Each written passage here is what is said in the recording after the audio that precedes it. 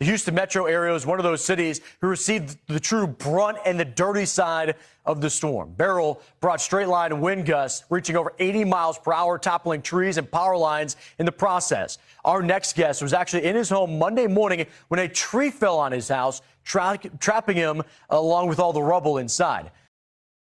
All right, what's going on, y'all, today? You know what I'm saying? Go ahead and introduce yourself for the one time, man. Man, it's a blessing to be here. It's your boy, Jordann Dwayne. I'm a multi-chart topping artist and producer. You know, I'm a business owner, a published cryptocurrency investor. You know, I'm a people's person, but I'm all about making music. You know, that's what I really do. That music is my main thing. You like the rush of the wrist, I'ma jump either way. You love me, come translucent. I know that look in your face. Your beautiful soul is supposed to live this way. Alive, baby girl, can't put my love for you into just one diamond. Call for Mr. Dwayne from the cockpit. These moments be so iconic. Pick comments with the patience, done sing with a rest.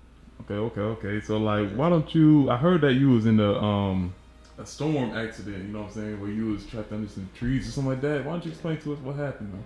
Man, so it's crazy. You know, a few weeks ago we had Hurricane Beryl come through Houston, and you know, like as a Texan, you know, Texas people, I really feel like we don't take hurricanes as seriously as we should. And you know, we kind of prepared for it. You know, we knew it was a Category 1 coming our way, but we didn't really, you know, think too much of it. But it was so crazy with this specific situation, because I just remember throughout the whole days leading up to it, you know, we were stocking up, you know, different things in the house, you know, getting water ready and everything like that. But as the storm rolled in that night, you know, I'm a night person, so I'm usually up to about 4 or 5 in the morning anyways. And we were, me and my boy that was staying with me at the time, you know, we were up to about 3 or 4 in the morning, and then he actually went to his side of the house, and I went back to my room.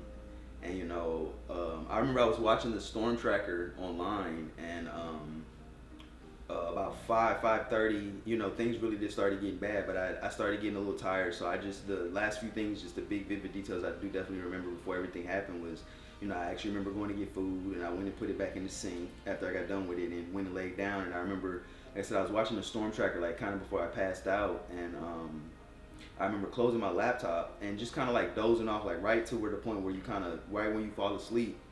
And then I heard a loud crack, and that's actually what woke me up and made me open my eyes. But like right when I opened my eyes, I just literally heard everything just fall. It was just like boom, boom, boom. And you know, everything happened so fast, and I was laying in my bed when it happened and didn't really realize like what was going on or how it was happening. But you know, once I realized kind of what happened, that, you know, everything fell, and I didn't realize it was the tree. I didn't know if it was the house. I didn't know what it was, but I was literally stuck under everything. And it was just one of those situations where, you know, you kind of wake up and it takes you a second to kind of realize what's going on. And you know, like I said, I couldn't move at all. I couldn't move anything. I was kind of stuck in a really uncomfortable position in a really small confined space. But I didn't realize the extent of what was happening. And luckily, my friend that was with me at the time, who was on the other side of the house, it took him a while to even realize, you know, where I was, everything that happened, because that side of the house didn't have as much damage. But he came to my side and realized that, you know, stuff had just, you know, collapsed on everything. And I was screaming for him, and he was yelling back for me, and he finally heard me. You know, like one of the first things I remember him saying was just like, I gotta go get help. You know, he's like, it's a lot of bad stuff on top of you. And I still didn't realize the extent of what happened. You know, I was still kind of in shock.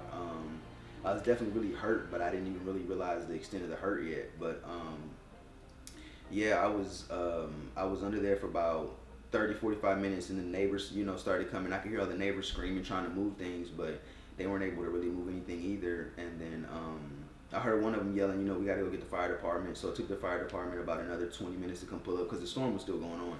So you could hear all the wind, you could hear everything. And I remember at one point I was kind of just trying to dig for more, I guess, like air, for fresh air, and I kind of pulled on something, and then that caused the water to kind of come into where I was at and start to kind of almost fill up, you know. So it was just one of those situations where it's like, you know, you're not really ever really sure what's going to happen. But, you know, I'm a big person on faith. So, you know, with everything that was going on, it was just really, I was really trying to just keep myself calm, not have like panic attacks. I was definitely praying the whole time. You know, I'm a real big prayer. So I was really stuck on trying to, you know, stay positive through the whole situation. But, you know, and I kept telling myself, you know, with everything, you know, you hear about stories like when 9/11 happened, you know, they were rescuing people for days after that, you know, and I kept telling myself, you know, people could survive days in that, you know, I'd be okay, but it's like, when you're in situations like that, time moves so slow. Like, you know, I was under there for, I think, about 2 hours, 2.5 hours, and just through that, you know, it's one of those things that really tests your patience, it really tests your mental, and I finally hear the fire department come and pull up. And you know, it took them about an hour to cut me out. They was definitely, you know, chainsaws. They used the jaws of life, the airbags. They used a lot of different. They was axing at what, you know, whatever it was. And by the time they were able, they got my feet free first, you know. And that's kind of when my anxiety really kicked in. And I was it kind of put me at a higher anxiety level. Just, you know, with my lower half being free, and I was in so much pain. But I was trying to just kind of put that to the side while everything was happening. And, you know, it took them, like I said, about an hour to get me fully all the way out, and, you know, to get me on the stretcher and get me to the hospital and everything. But it was definitely one of those experiences that it's like, I mean, I don't wish that on anybody, you know. You look back and just kind of realize, you know, after the sense, you know, how everything kind of hits you. But you definitely, you know, it's like I said, it's one of those situations that you never think you could find yourself in or anything like that's possible for somebody, you know. And you hear about stories about people being trapped under things, and, you know, you think it's something that's, you know, and I'm not even gonna say it's something easy, but it's one of those things that, you know, you can never really prepare yourself for until it actually happens. So when it actually happened, you know, and just looking back on everything, as you say, it's really just a blessing to be here, you know, and I'm a lot more grateful for everything. So it was definitely an eye-opening experience. I just remember I just kept praying the whole time and trying to count to 30 as many times as possible and praying in between. It's like, I don't know. I was like, I know God doesn't do things by mistakes. And I was like, there's no way that I'm gonna still be under this alive and nobody can come and help. It is an absolute miracle that he survived. I mean, just look at the damage from this house. It is destroyed from top to bottom. The roof caved in, and the only way out was through this window that neighbors broke to get them out. He remembers waking up to a loud crash around 9 a.m. this morning and says that's when the tree fell onto his house. He heard his friend and roommate Parker Shanks screaming for him from the other side of the house. But ultimately, he had to wait for firefighters to arrive before. Definitely. Okay. Well, I was about to ask you, like, how does this event, like, kind of change your outlook on life? But I guess you kind of pretty much answered that, huh? Yeah. So, you know, just being a lot more grateful and thankful. I'm like I said, I'm real big on faith. I'm real big on praying, and, you know, now I feel like I pray a lot more. I'm a lot closer to God through everything that happened. Because, like I said, when I was under there the whole time, I was really just trying to stay calm, not overexert myself and really freak out. Because it's all about your mind when you're in, like, bad situations. You know, you don't want to make things worse by overthinking it. So it's just staying calm, you know. But as a long term, you know, I don't feel like